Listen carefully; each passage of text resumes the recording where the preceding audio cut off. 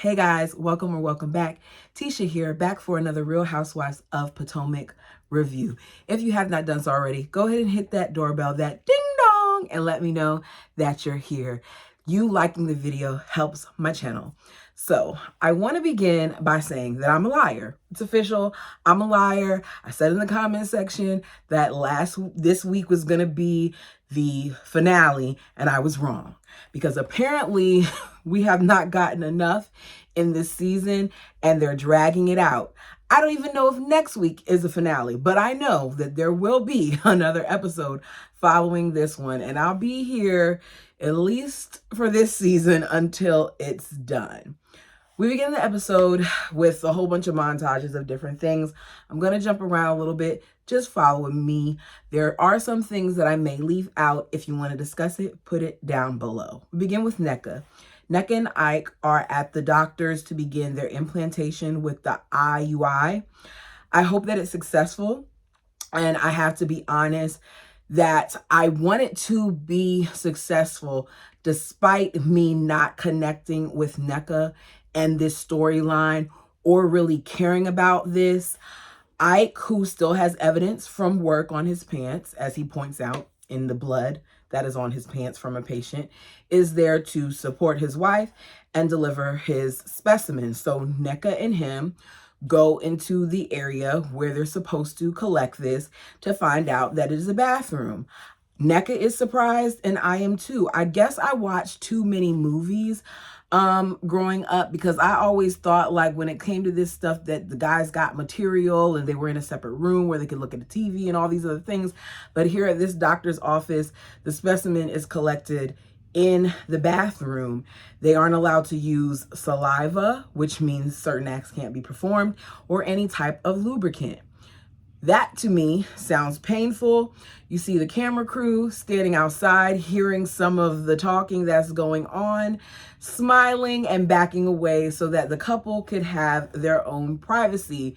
While this is going on, you hear her telling him that he needs to hurry up. I said it before, but I really don't like how Nneka talks to her husband. At times, it seems very bossy and very demeaning to me, but for whatever reason, he doesn't seem to have a problem with it. Her doctor comes in after getting the sample, and we view all of the swimmers under the microscope. I actually did like that part. It's a quick poke, and she's done. We then see a clip of Ashley preparing for this GNA fashion show. She lets us know that it's been months of stress about designs and fabric and models and all things concerning the fashion show.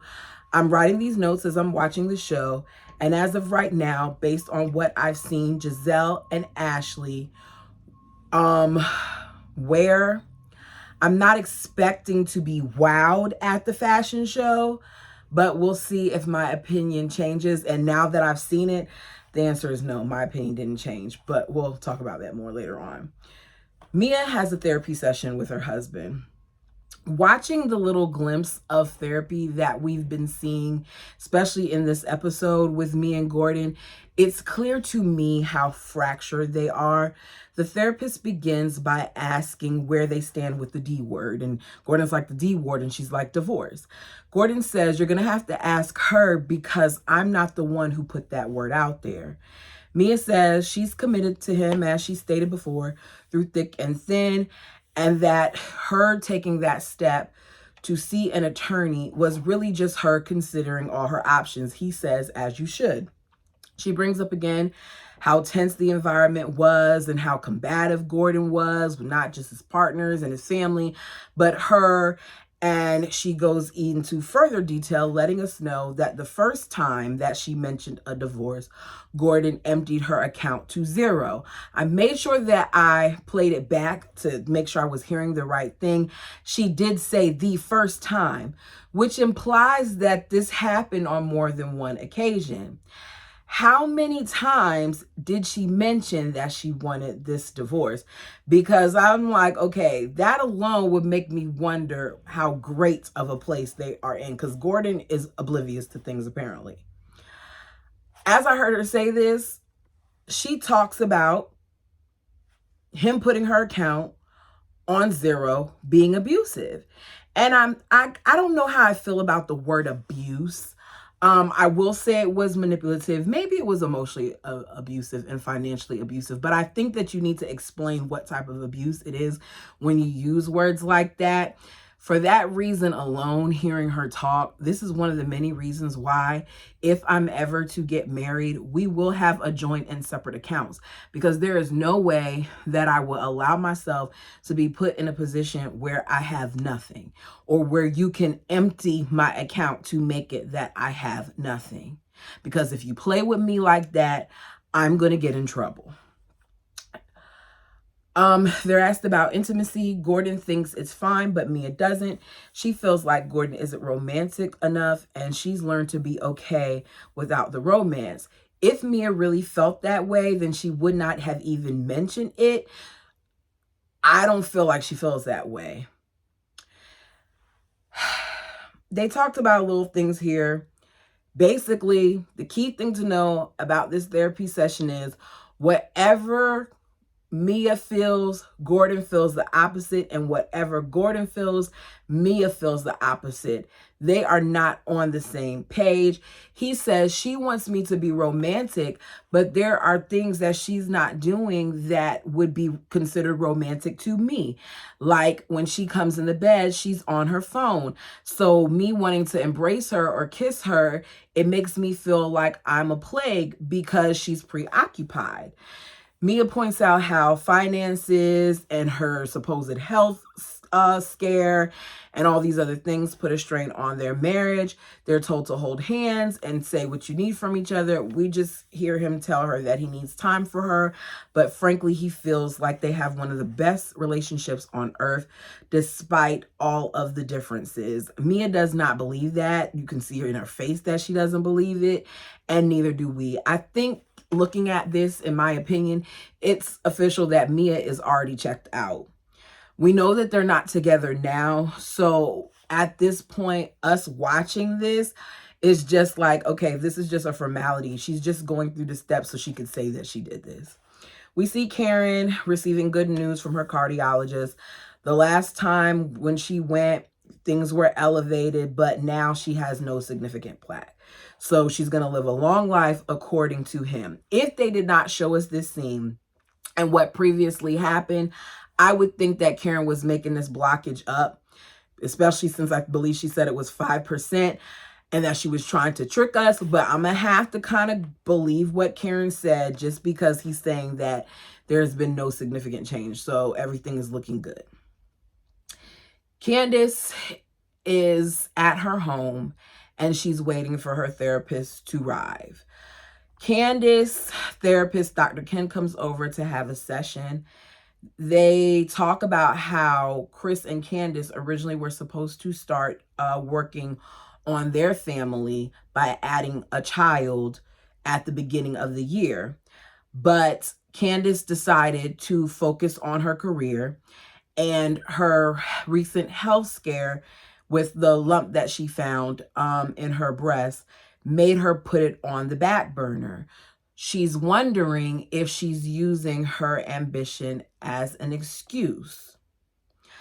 As soon as Dr. Ken asks her if she's going to let fear rob her, she begins to cry. Okay, let me pause because I'm rushing through this.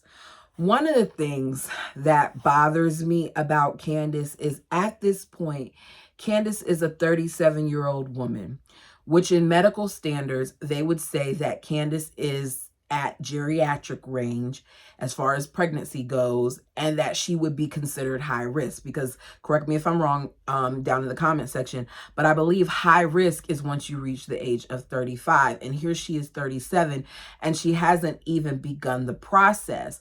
I feel like if this is something that she really wants to do, then time is of the essence. You have your husband who currently is not working because you asked him to quit his job just for you to then go and work. Then on top of that, he already has children. So even though he wants to have a child with Candace, he's already experienced what it is to parent. Candace has not. Chris is waiting on Candace while Candace is lollygagging around. And I personally feel like it's more to it than what she says. But Candace cries.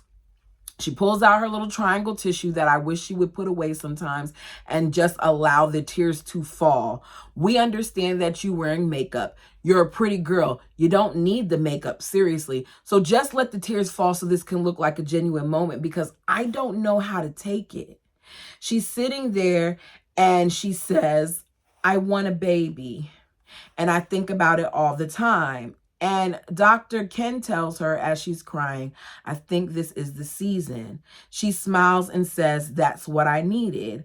And I'm sitting here and I'm confused. In my notes, I said, wait, what?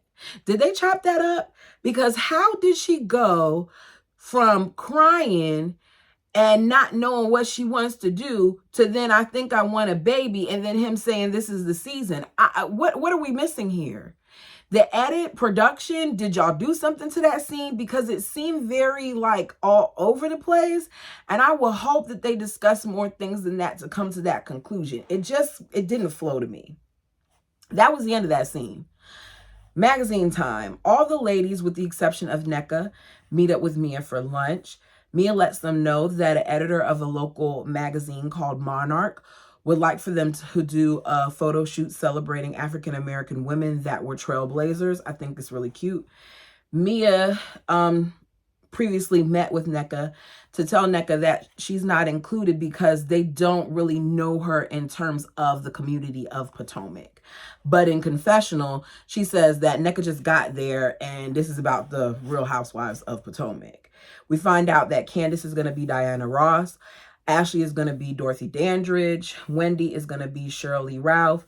Robin is going to be Mariah Carey. Karen is going to be Lena Horne, which is described as a pillar in Black culture. Giselle Beyonce. Giselle gets really excited about that too, because she says she doesn't know who else she could have been. And I believe that's because Giselle thinks that she's the queen, and so does Bravo. Mia is going to be Pam Grier, described as not being afraid to show who she is. And that definitely is not Mia, because to this day, I still don't think that we know who Mia is because of all of the stories that Mia tells. Everyone seems excited. We see clips of them later on in the episode of them dressed up with their different wigs and outfits and things of that nature. And it does look cute. Ashley points out that she likes things like this because it does bond them together as a group. We then see Robin and Juan. They're going to look at spaces for the Glow 30 franchise partnership. They're looking at a space that is 1,667 square feet. She wants it to be reception, retail, and have 6 treatment rooms with 3 on each side and a hallway separating them. After the taxes and the monthly mortgage, they're looking at a little under $70,000 a year. That is just for the building to rent it. That doesn't include anything else. That's not your staff. That's not your product. That's not any of those things. That's just for the building. So this is going to take a little bit of money, but Juan thinks that it's good and that, you know, whatever Robin puts her hands on, she succeeds in. That wasn't the case in the past, but he feels this way now. And that if it were a situation where Robin needs help, he feels like he can help run the space. I think that he needs to do that. I think she's going to want to watch him because he can't really be trusted. And it's interesting that he volunteered and said he would be willing to do that, because I think that this type of thing caters more to women. But we're going to give him the benefit of the doubt. Juan looks rough. I feel like Juan is going through it and we just don't know it because they're not going to share it. But he looks rough compared to how we've seen him in the past. Robin says that they need this business for stability. We then see her call to check on Giselle. As soon as she says she's calling to check on Giselle, Juan gets up because Juan don't want to have nothing to do with Giselle, in my opinion. But he says he has to go to the bathroom. She's calling to check on her because Giselle's father is in the hospital. Giselle's talking to Robin and letting her know that she's frustrated because he hasn't been telling her the truth over the past couple of weeks. So they asked Giselle what's going on. Giselle says, I want to talk about it later, but we learned from Robin that her father has brain cancer. And despite trying to help him, She's going to come back for the show on Friday and then fly back out. Giselle is. I think that's a lot, but you know, you can't tell people how to handle this type of situation. So Wendy is preparing for the Wendy show. She's nervous and she's exceeded her $20K budget to the point where we see Eddie writing her a check for $50,000. Has this show made her any money? Because for you to go over budget on just filming one episode already is concerning to me. But, you know, I'm going to leave it alone. She has some heavy hitters. There's a White House correspondent, the creator, well, one of the co-founders of the Jasmine brand, a television host, and the CEO of Black Girls Vote. Despite them talking over each other at points when they're asking questions and things of that nature, from the clips that we see, it does seem like they had a good time and it went well. I might actually go look it up just to see what Wendy's talking about. Showtime. Ashley's getting her hair done. Giselle arrives talking about how much Ashley and the team have risen to the occasion while she's gone, and she appreciates them. We see Karen walk in and saying that, you know, this year Giselle has been improving the way that she's dressed. So I'm hoping that the clothing reflects that. I love Karen's confessionals because even though Karen is delusional a lot of times, Karen is funny in confessionals to me. As soon as Karen sees Giselle, however, she tones that shade down a little bit because she can tell looking at Giselle that something is wrong because of how red her eyes are. Giselle lets her know that her father is going to be having surgery tomorrow, so please keep him in prayer. I give it up to Giselle. Because as I said earlier, I don't think I would be able to operate had this have been one of my parents and had the situation been as serious as it is. It's not that he's just having a medical procedure. This man is having brain surgery. And there's a lot that comes with that. We're talking about sensory things here when you're talking about your brain. We're talking about the fact that one wrong move and it can affect the way you see, the way you taste, the way you smell, your nerves, your mobility. Like there's so many things that having surgery on the brain can do, that it just goes to show how serious this was. And Giselle being there, it seemed like she was there to do her job and go.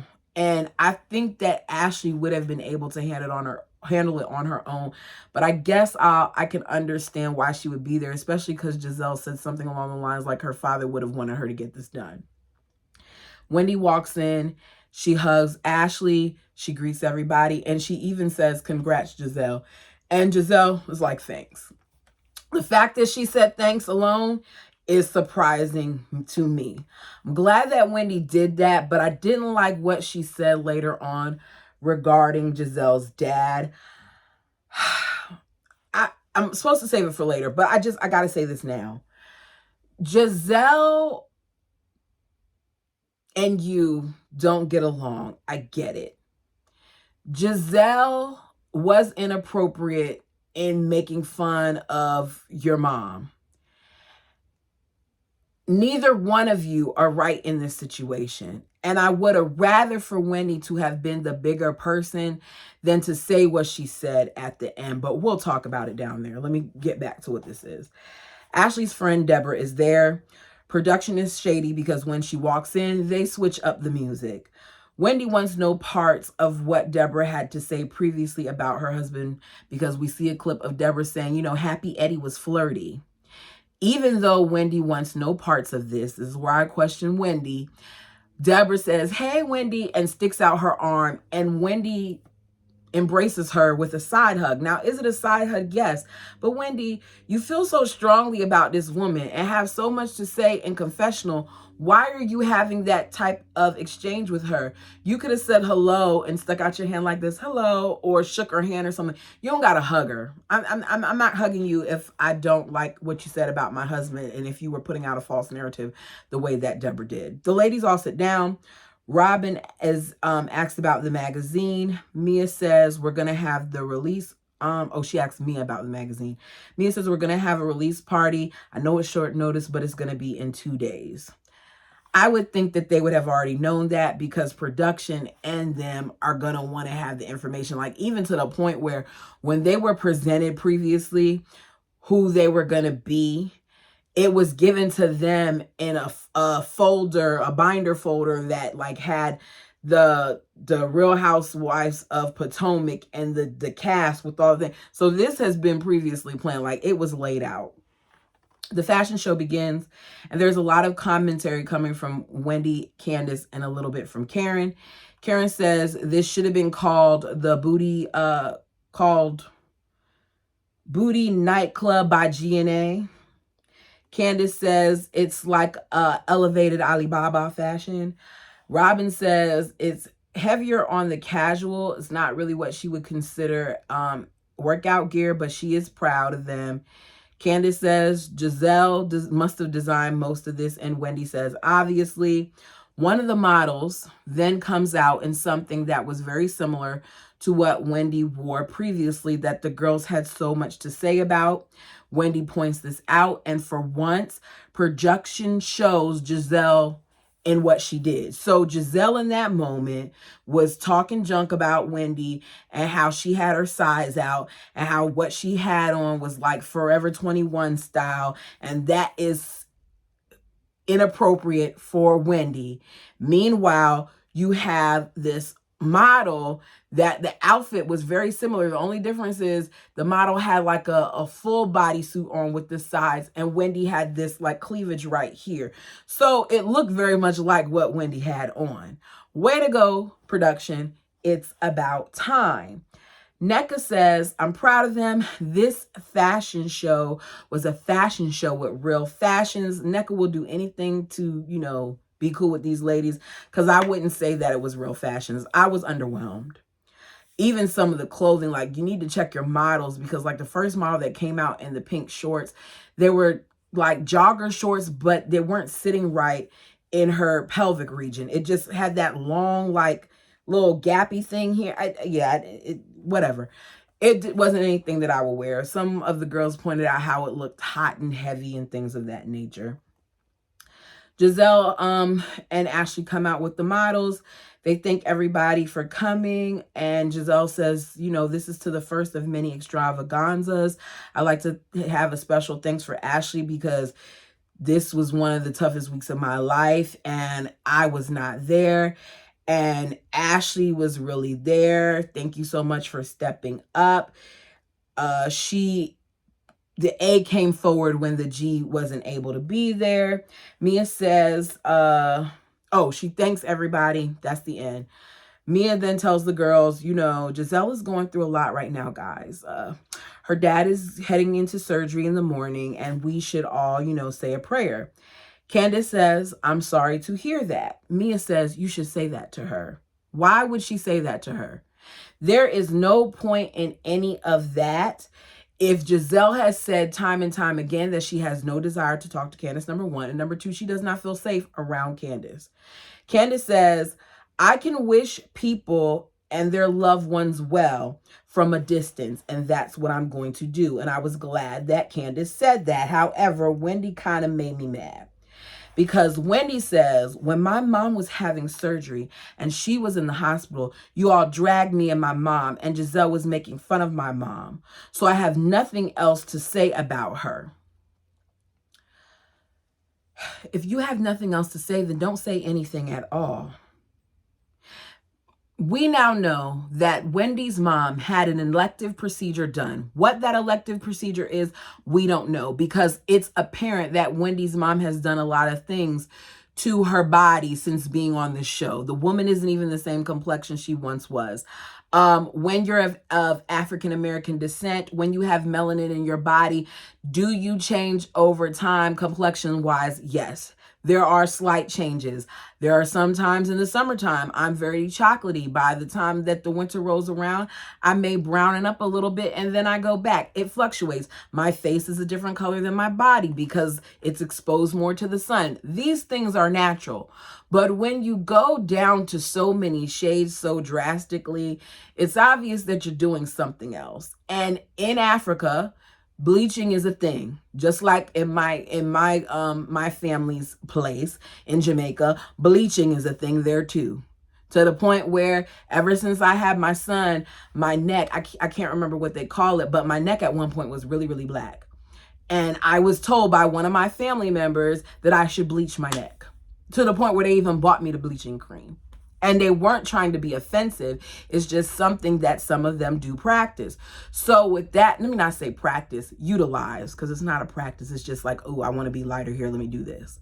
They even put it on like marks. If you get a scar or something because the scar is darker. Example, I jacked up my hand right there. Look at how bad that looks. I scratched the mess out of it. And now it's going to be black and jaggedy looking. So they would put bleaching cream on that. But I'm going to put some vitamin E and cocoa butter with hopes that that does it. But the point is, this is something that is done. You elected to do this procedure. Sorry, I'm on a tangent. I don't even remember where I am. But you had a complication of some sort and you had to have surgery. You told them at a time where it seemed like you were trying to excuse your behavior because of what your mom was going through. Don't do that. You should have said it at the very beginning when you found out that your mom was having surgery. But that's not what Wendy did. Giselle isn't telling all of them the ins and outs of what's going on. And Giselle's father's situation is not an elective procedure. This is something that he has to have because it's life or death. That's different. So Wendy's sitting there to me saying what she said, it just wasn't necessary. I didn't like it. It didn't make me feel good. As someone who at one point you were cordial with, whatever you want to call it, and yeah, she's icing you out and she's being mean and all those other things, but this isn't about her. This is about her father who is trying to survive. It didn't make me feel good hearing her say that. Giselle then leaves. The cameras are down. We're told that production wrapped at around 9:55, I think it said, but the mics were still on. Deborah takes this time to say to Candace, is there anything that you and I need to talk about? And Candace says, absolutely not. They go back and forth again. Candace says, the help is talking to me. Get the help away from me. Deborah says, you called me Sesame Street. You didn't say it in front of me. Erna says, this is not the place. I don't know what happens after that because my screen went black and then it was showing me the next show because for some reason, sometimes Peacock just automatically rolls to the next thing. But I'm assuming that that was the end of the episode and we're going to pick up next week and maybe we'll see a portion of the fight. I do feel like Deborah waiting until production wrapped to say something is kind of like, did you come there with intentions of starting something with her? Because she clearly has on a dress. You clearly had on something else with a ponytail. Candace wasn't there with that energy. She wasn't even really talking with you. So why did that even have to be a thing? You all let me know what you think down below. As I said earlier, please like, comment, and subscribe. And we'll see how many more episodes that I have of this. Until next time.